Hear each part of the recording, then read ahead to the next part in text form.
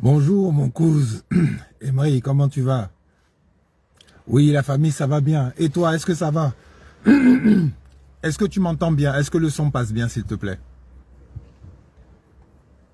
Comme je vois que tu peux commenter rapidement, est-ce que le son va bien? Est-ce que tu... Bonjour à tous. Bonjour Léonie, comment tu vas? Bisous, bisous, bisous depuis ta position. On en parle tout à l'heure. On en parle tout à l'heure. Est-ce que vous m'entendez bien? Est-ce que le son passe bien? J'ai pas encore eu de réponse. Est-ce que vous m'entendez bien pour que je puisse commencer? Parce que apparemment les gars, je sais pas ce qui se passe, mais il y a des problèmes de connexion. Donc répondez-moi si on m'entend bien, si le son passe bien, et puis on va commencer. Estelle Dibizamati, bisous à toi, bisous, bisous, bisous, bisous, super. Ah, ok, merci les gars. Alors, je fais cette vidéo ce matin rapidement, kaba kaba chap chap, parce que j'ai quelque chose à dire à certains de nos parents du RDR RHDP. Je viens encore avec de la bienveillance, de l'amour pour mon prochain, pour donner un message très important. Il faut qu'ils comprennent, ces gens-là. Il faut qu'ils comprennent que le cycle de drap est terminé. Le cycle, tout est cyclique dans la vie. Tout. Tout ce qu'on fait, c'est un cycle. Il y a un commencement. Après, on est au milieu. Après, on revient à la fin. Et puis, c'est comme ça. C'est une roue. Et vous savez, quand la Côte d'Ivoire a été attaquée dans les années 1999, 2000, 2002, etc., c'était le début d'un cycle. Je répète que je m'adresse aux gens du RDR, RHDP, les gens là. Mais parmi eux là, il y a certains qui sont nos parents, nos frères dedans. Le reste, ça, je m'en fous. Mais ceux qui sont nos parents, nos frères là, c'est à eux que je m'adresse. Pour qu'ils comprennent vraiment le fond des choses. Le cycle a commencé à cette époque. Sur quelle base? Ce cycle a commencé, vous savez, même quand on construit une maison, écoutez-moi bien, hein. Maintenant, si vous comprenez, tant mieux. Si vous ne comprenez pas, tant pis. Moi, je m'en fiche. L'essentiel, c'est que j'ai fait ma commission. Tout ce qui se construit là, il y a une fondation. Et c'est sur sa fondation que tout ce qu'on bâtit monte, tient dans le temps ou bien s'écroule. Et le RDR RHDP, par rapport à tout ce qu'ils ont fait avec M. Dramane Ouattara, qui est venu avec la fourberie, avec le mensonge, avec la fausseté, avec la tricherie, avec tout ce qu'il y a de mesquin. Parce que avant que ce monsieur n'apparaisse dans ce pays, les Ivoiriens n'avaient pas de problème de division. On avait certes des petits problèmes, mais vraiment, c'était la fraternité. Il n'y avait pas de... Qui pensait même qu'il y avait affaire de nord, de sud, d'est, ouest? Il n'y avait pas tout ça. C'est quand le monsieur est arrivé que ça a commencé d'abord à l'intérieur du PDCI RDA. Quand il est arrivé là, c'est là que le PDCI RDA a été divisé en deux. Et il y a eu le RDA qui est sorti du PDCI RDA. Vrai ou faux? Bonjour Richard. Kakou Faustin Aubrou, bonjour, bonjour, bonjour. Est-ce que vous m'entendez bien? Est-ce que vous m'entendez bien? Parce que ce que je vous dis là est très important. Il faut que les gens du RDA la comprennent avant qu'il ne soit trop tard. Est-ce que vous m'entendez bien, s'il vous plaît? Richard, vous m'entendez bien? C'est toi qui as mis le dernier commentaire. Richard Kwamendri. Est-ce que le son est correct? Et partagez la vidéo, s'il vous plaît. Merci, Léonie, pour le partage. Merci, merci, merci, merci. Est-ce que vous m'entendez bien? Je n'ai pas encore de retour.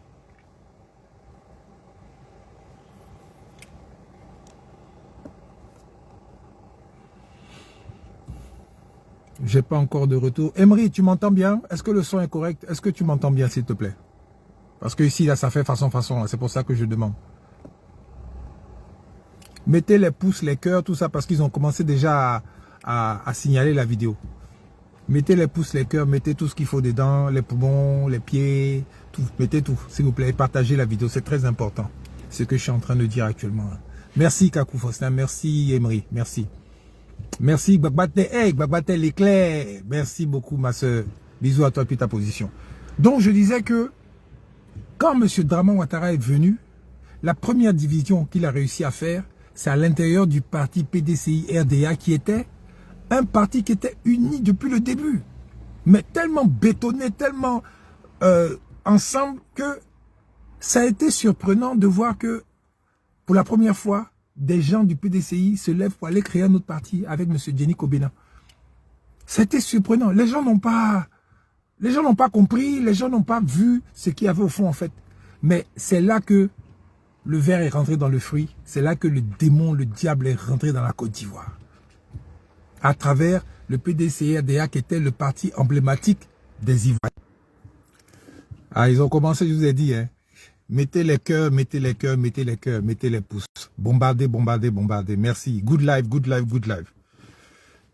Et ce live-là, il est pour les gens du RDA. Partagez la vidéo. Il faut qu'ils écoutent, il faut qu'ils entendent, qu'ils comprennent avant qu'il ne soit trop tard. Donc, je disais que c'était pour la première fois qu'on voyait le PDCI, qui était le symbole des Ivoiriens à l'époque, du parti unique, a commencé à se scinder. Avec M. Philippe Grégoire Yassé, qui a été le premier embarqué dans cette galère.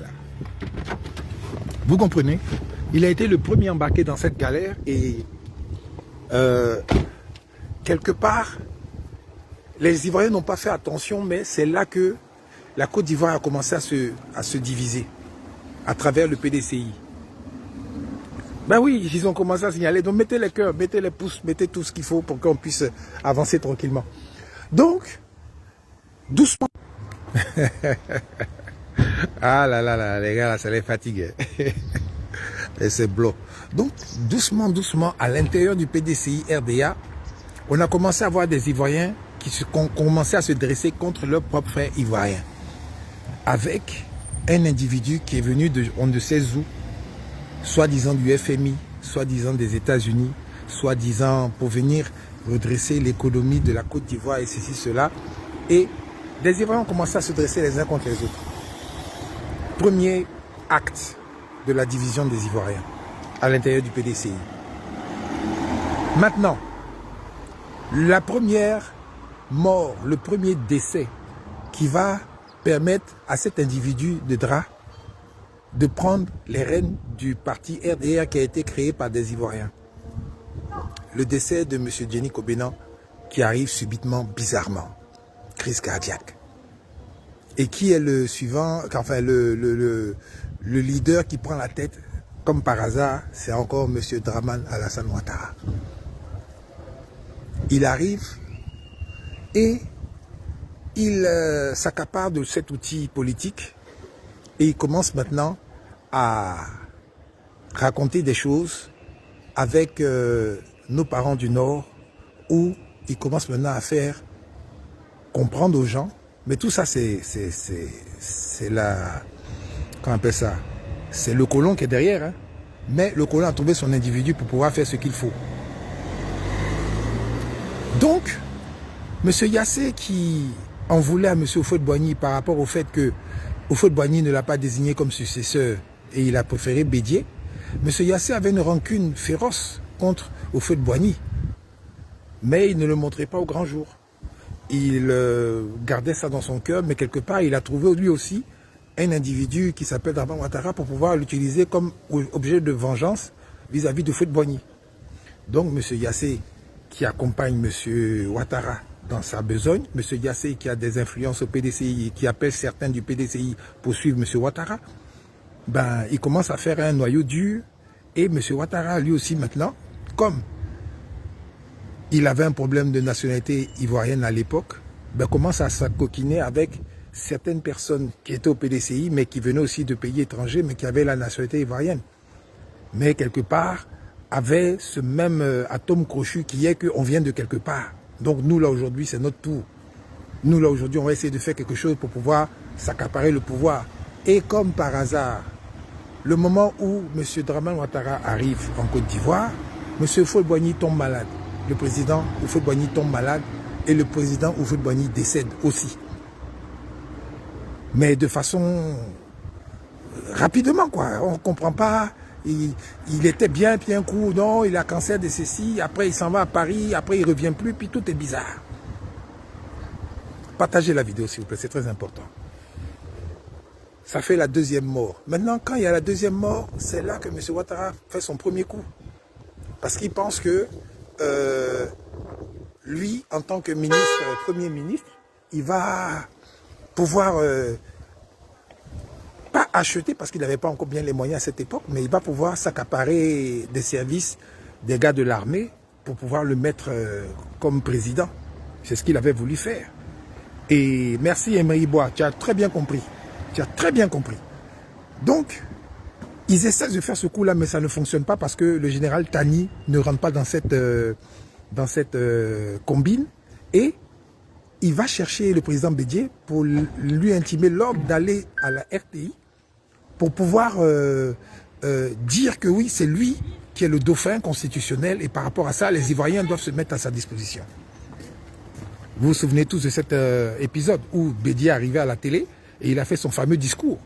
Mais la Côte d'Ivoire avait échappé au premier coup d'État. Mais ça ne s'est pas appelé coup d'État comme ça. Vous voyez, non?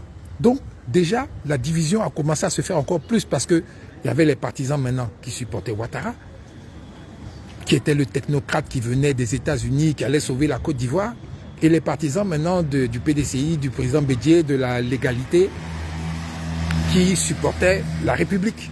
C'est là que ça a commencé. Et le président Bédié prend le pouvoir, il commence maintenant à serrer les boulons. Et qu'est-ce que M. Ouattara fait? Il fuit. Il s'en va s'asseoir en France, puisque c'est eux qui l'ont commandité, c'est eux qui l'ont envoyé. Donc, depuis la France, maintenant, il continue le travail, à saper le gouvernement de Bédié, qui a commencé à ouvrir ses yeux, qui a commencé à diversifier les partenaires de la Côte d'Ivoire, cela n'a pas plu. Cela n'a pas plu aux colons, et ils ont commencé maintenant à fomenter des choses, à acheter les gens petit à petit, pour pouvoir faire tomber le président Bédié. Et ce qui devait arriver, arriva en 99, où, avec des militaires qui ont tiré en l'air dans la ville et tout ça, puisque le PDCI n'avait jamais été confronté à ce genre de choses, ils ont eu peur, eux tous. Il y en a qui sont restés tranquilles chez eux, cloîtrés, et puis maintenant, même dans l'armée, les gens ont commencé à avoir peur, mais malheureusement pour eux, ils n'avaient pas compté avec le général Guéhi, ils n'avaient pas compté avec certains officiers de l'armée ivoirienne qui n'ont pas vu la chose de cette façon, qui ont été utilisés en effet, parce que les gens sont allés les chercher, surtout Guéhi, pour pouvoir venir le mettre devant, pour essayer de mettre un écran devant M. Ouattara qui était derrière, puisque à l'époque, pour ceux qui ne savent pas, quand M. Ouattara était en France et qu'il rentrait en Côte d'Ivoire avec le coup d'État dans l'avion Air France qui amenait M. Ouattara en Côte d'Ivoire, ils ont sablé le champagne et le pilote a annoncé que dans cet avion, nous avons avec vous le président, le nouveau président de la République de Côte d'Ivoire. Des gens qui étaient dans l'avion l'ont certifié. Je connais des gens que je ne vais pas citer aujourd'hui qui me l'ont dit clairement. J'étais dans l'avion avec lui. Et le pilote a en effet dit ça. En effet dit ça. Vous comprenez? Bonjour papa Serge Emmanuel Nakadié. Donc, quand ils atterrissent, malheureusement, Ouattara qui pensait que les militaires allaient le chercher pour venir le mettre au pouvoir, il constate que le général Guéhi, avec ses hommes, se sont positionnés. Ah ça, Ouattara n'a pas digéré ça. Et il a vu que pendant les discours, si vous vous souvenez bien, le président Gbagbo avait dit, mais si c'est un pouvoir RDA, il faut nous le dire alors. Il y avait une réunion, puis M. Ouattara de Gbagbo avait dit non, lui n'est pas d'accord avec ces histoires parce qu'il y avait trop de gens du RDA autour de Gueye. Si vous vous souvenez bien. Fanta, comment tu vas? Bisous à toi depuis ta position. Et c'est là que Gueye, maintenant, il s'est rendu compte que c'était Ouattara qui était derrière tout ça. Et que lui, maintenant, en tant que général Gueye, puisqu'il avait des accointances dans l'armée, il avait des gars qui lui étaient fidèles, ils ont verrouillé le pouvoir. Ils ont verrouillé le pouvoir, donc ça a complètement consécuté le colon, ça a consécuté Ouattara, ça a consécuté tous les hommes d'affaires qui étaient derrière cette affaire pour pouvoir s'accaparer de la Côte d'Ivoire, et ça les a tous énervés et ils ont replié. Ils ont replié et ils ont utilisé maintenant le Burkina Faso comme base arrière pour pouvoir commencer à préparer quelque chose, éventuellement pour venir reprendre le pouvoir, parce que là, ils étaient lancés dans leur truc. Suivez bien. Hein? Donc, les gars, ils sont assis là.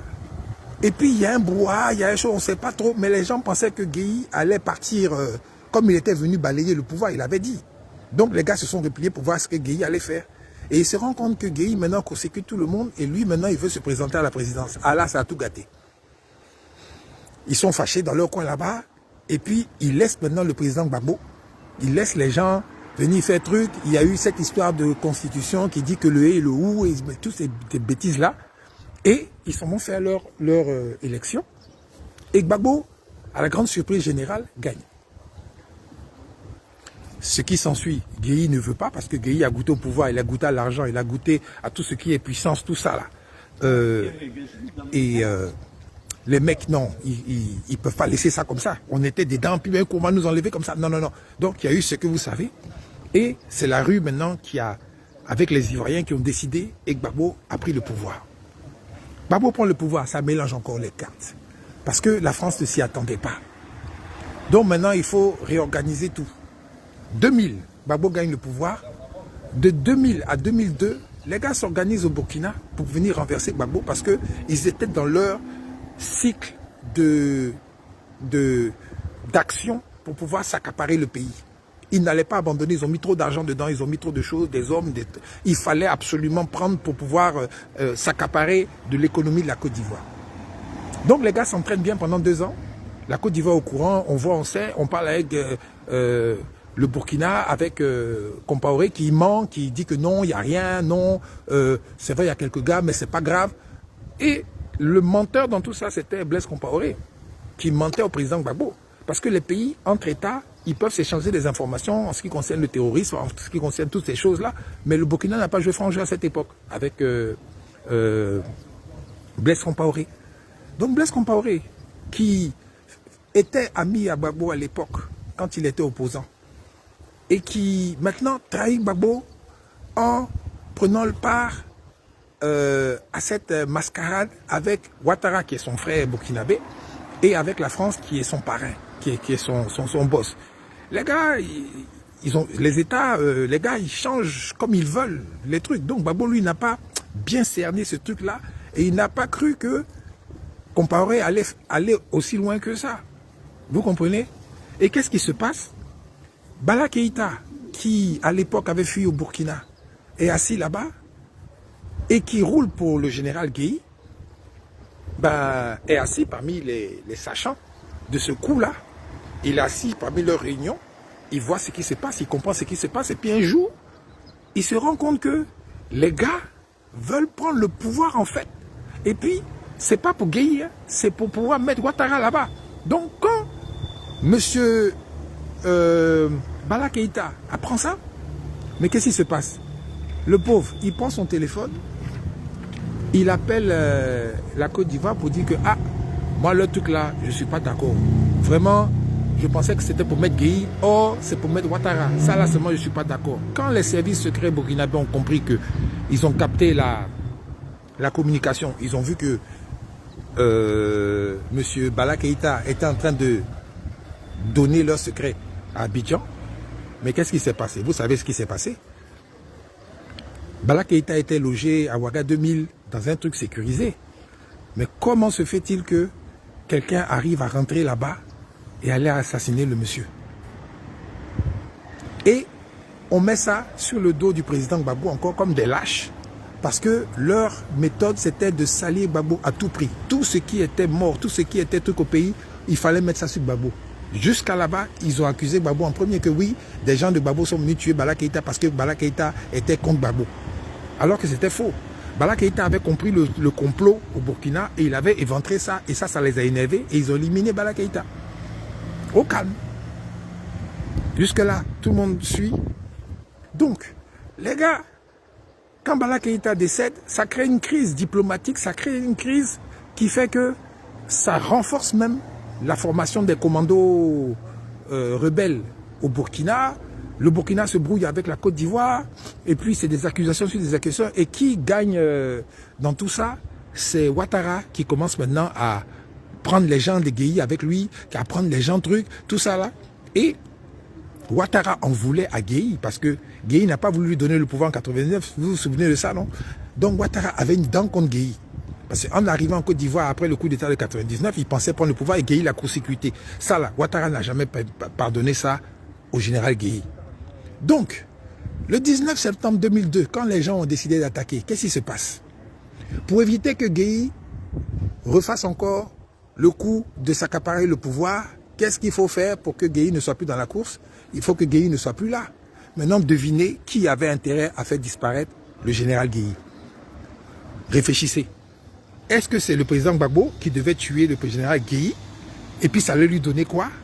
Ou bien c'est quelqu'un qui revenait encore attaquer la Côte d'Ivoire et qui éliminait un pion qui allait peut-être le déranger parce que le général Guéhi avait beaucoup de gens dans l'armée qui pouvaient l'aider à sécuriser la Côte d'Ivoire?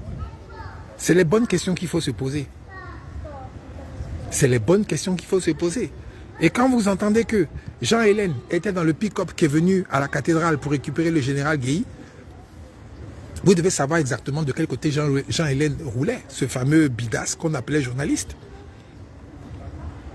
Et vous comprenez pourquoi un policier ivoirien l'a abattu vis-à-vis comme ça, parce qu'il en avait gros sur le cœur.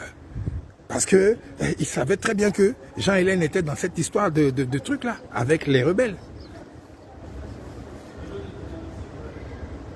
Il y a eu une confession d'un rebelle dans une vidéo où il a dit qui est parti chercher Guéhi à la cathédrale. Et ils ont abattu le monsieur pour pouvoir accuser encore qui? Le président Gbagbo. Quand, vous vous souvenez quand Lida Kwasi disait que les gens étaient tous dans le brouillard, ils ne savaient pas ce qui se passait.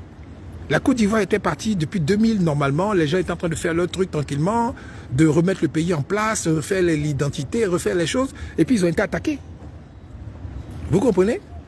Donc les gars étaient embrouillés, ils ne savaient pas ce qui se passait, d'où ça venait, tout ça, les gens ne savaient pas. Donc quand les officiels ivoiriens faisaient les communiqués, ils parlaient un peu dans le vent, parce qu'ils ne savaient pas exactement ce qui se passait. Mais ceux qui attaquaient le pays, là, ils savaient très bien ce qui se passait et ce qu'ils avaient fait. La preuve, quand ils sont rentrés pour aller abattre le ministre de l'Intérieur, c'était clair, on a vu, on sait qui c'est. Les gars même se sont vantés que c'est eux qui ont réussi leur opération. Les gars avaient une opération, ils devaient éliminer beaucoup de gens.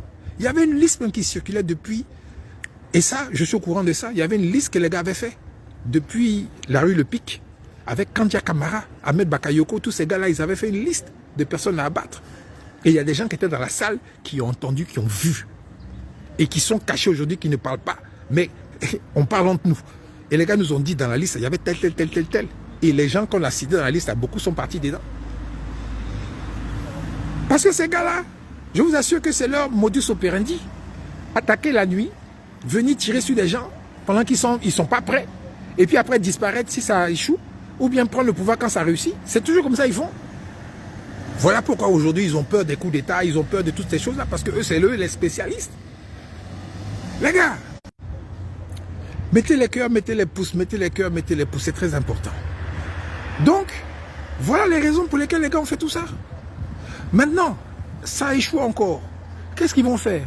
De 2002, en 2004, parce qu'ils prennent 2 ans, c'est des cycles de 2 ans ils font. 2004, ils ont essayé encore. Mais là, maintenant, avec l'armée française à la tête, ils ont trouvé un prétexte pour dire que oui, on a tué nos soldats, donc nous, on va détruire. Et comme par hasard, à quoi la France s'attaque? Aux armes vraiment qui peuvent faire la différence dans les combats. Ils s'attaquent à l'aviation. parce que la Côte d'Ivoire avait la suprématie dans les airs, et ils s'attaquent maintenant à quelques armes lourdes là pour pouvoir empêcher les Ivoiriens de se défendre. C'est ce que la France a fait, c'est ce que l'armée française a fait. Et en plus, ils envoient maintenant un contingent pour aller attraper le président Gbagbo. Mais grâce à la foule qui est sortie, les gars n'ont pas pu réussir leur mission. Tout ça, c'était dans l'ordre des choses, pour mettre Ouattara devant. Et quand ils ont échoué en 2004, ils se sont dit, bon, cette fois-ci, il faut qu'on trouve une autre méthode. On va essayer autre chose. Ils ont réfléchi, ils ont fabriqué leur histoire de Marcoussi et de ceci et de cela. Mais en fait, dans leur tête, dans leur plan, c'était de prendre le pouvoir. Il n'y avait pas à faire il n'y avait pas de justice, il n'y avait pas d'équité. Non, c'était un truc où on prend le pouvoir, où on prend le pouvoir. Donc les gars, ils ont tout fait et ils ont vu que sur le plan des armes, puisqu'il y avait la population qui supportait Gbagbo, il y avait beaucoup de choses qui allaient en leur défaveur. Parce qu'ils essayaient, hein, et à chaque fois c'était les Tegueli, les Tegueli, les Tegueli. Et la France était au milieu, ils réfléchissaient, ils ont dit, bon, qu'est-ce qu'on va faire? On va obliger Gbagbo à aller à des élections. Et puis maintenant, c'est pas là qu'on va l'avoir, puisque avec l'ONU, avec tout le monde, on va faire en sorte que c'est nous qui allons déclarer maintenant qui a gagné. Vous comprenez? C'est là maintenant, en 2010, les gars font leur élection, parce que je saute beaucoup de choses, hein, parce que c'est pas utile, mais on arrive en 2010 où Gbagbo est obligé de faire une élection, et Gbagbo le président Gbagbo qui est sûr de lui, puisqu'il sait qu'il est légitime, il sait que vraiment, si on compte les voix là, lui il va gagner. Donc il s'est dit, bon, c'est pas grave, donnez-leur la CEI, tout ça là, mais l'essentiel c'est qu'on mette des gens pour surveiller et qu'on compte vraiment les choses comme il faut. Et ce qui se passe, premier tour, Gbagbo est devant, puisque les voix sont divisées. Il y a le PDCI qui prend, il y a le RDR qui prend, et les gars, ils se basent sur le fait que oui, comme le PDCI était dans leur RHDP là, dans leur groupement des G7 ou bien je sais pas quoi là, donc tout le monde est avec Ouattara. Or, dans le PDCI, il y a plein d'Ivoiriens qui n'étaient pas d'accord avec Ouattara. Mais comme Bédié a dit, eux ils suivaient seulement Bédié. Mais quand c'est passé au second tour, il y a plein d'Ivoiriens du PDCI qui ont voté le président Gbagbo. À chaque fois qu'on se dit la vérité, parce qu'ils ne voulaient pas que ce soit Ouattara qui soit devant. Ah non, il ne faut pas salir la mémoire ou bien le nom des Ivoiriens. Mettez les cœurs, mettez les cœurs, mettez les cœurs. Donc, il y a beaucoup d'Ivoiriens qui étaient PDCI qui n'ont pas voulu de Ouattara et qui ont voté pour Gbagbo Laurent. Et le résultat était clair. Mais comme les gars avaient voulu garder les armes dans le nord pour pouvoir garder la population en joue, c'est-à-dire pour pouvoir menacer la population de voter forcément Ouattara, c'est pour ça qu'ils ne voulaient pas désarmer. Vous vous souvenez, non? Non. Mettez les cœurs, pompez, partagez la vidéo. Les gars sont en train de signaler, oh, ça signale, ça signale, ça signale.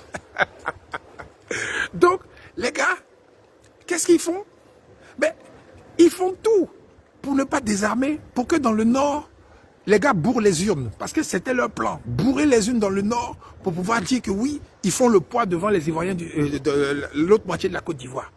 C'était pour ça qu'ils n'ont pas voulu désarmer. Pour forcer les gens à bourrer les unes et faire leur magouille pour avoir un surplus de votants pour donner la victoire à Ouattara. Malheureusement, malgré ça, quand on a découvert cette supercherie, et vous avez vu qu'ils ont frappé des assesseurs, ils ont bloqué des gens, dans des coins où les gars ont fait 100% alors que c'est pas possible de faire 100% dans le nord. Mais c'est ça qui a créé des problèmes, puis on a annulé des régions. Et c'est sûr, ça m'a laissé pas pour dire oui, c'est injuste, ils ont annulé les régions. Donc, les élections là, c'est pas normal, Ouattara a gagné. Et l'ONU maintenant qui était dans le truc, avec les amis de Sarkozy et tout ça, ben ils ont décidé que c'est Ouattara qui a gagné. Sinon, Gbagbo a gagné les élections, mais il a perdu les résultats. Parce que la cabale, avec tous les gars à l'époque, là, les Obama et tout ça, étaient dans le truc avec les Clinton et James Cameron et tous ces gens-là étaient dans la cabale parce qu'ils savaient qu'il y avait du blé à gagner en Côte d'Ivoire et le cacao et toutes ces choses-là.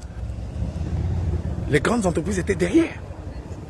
Donc ça coûtait quoi de faire sauter un Africain, Gbagbo Laurent, qu'on avait déjà lynché sur les réseaux sociaux, non pas les réseaux sociaux, sur les radios, les télévisions, tout ça, on l'avait lynché, on l'avait donné une sale image de Gbagbo et partout les gens détestaient Gbagbo, même dans la sous-région, et même Ibrahim Traoré l'a dit. On nous a dit que Gbagbo était méchant, était mauvais, était ceci, était cela, parce que les gars l'avaient lynché sur le plan médiatique. Donc les gens, la pilule est passée, ils ont installé Ouattara, et le cycle de Ouattara a commencé.